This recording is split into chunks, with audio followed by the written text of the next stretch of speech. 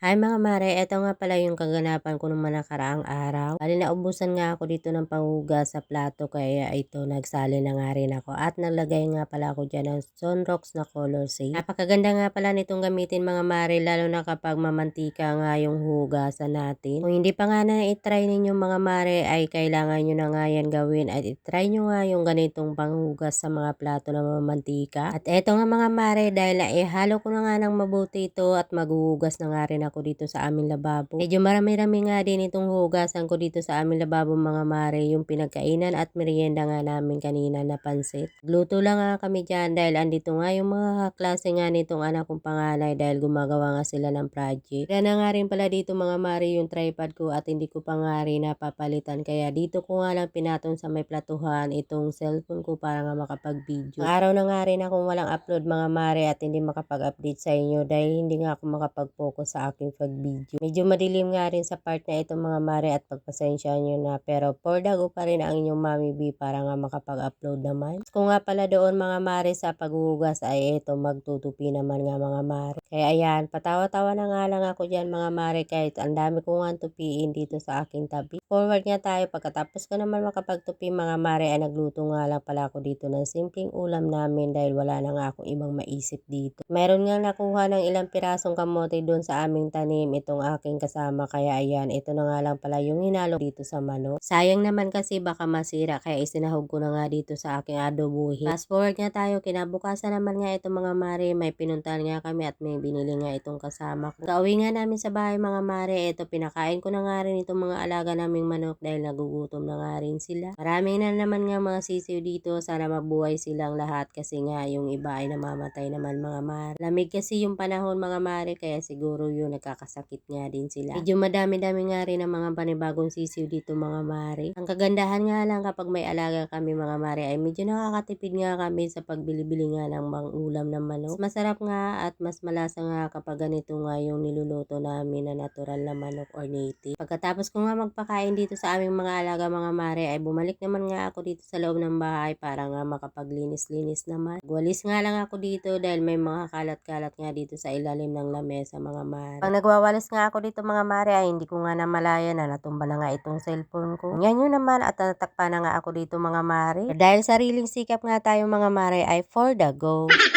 Buti na nga lang talaga ay napansin ko mga mare kaya ayan inayos ko na nga rin. Diba ayan kita nyo naman mga mare talagang nagsisikap nga ako dyan para makapag-video naman. So ayun lang mga mare ang buong ganap ko. See you in my next vlog. Yun lang. Bye bye. Thank you for watching.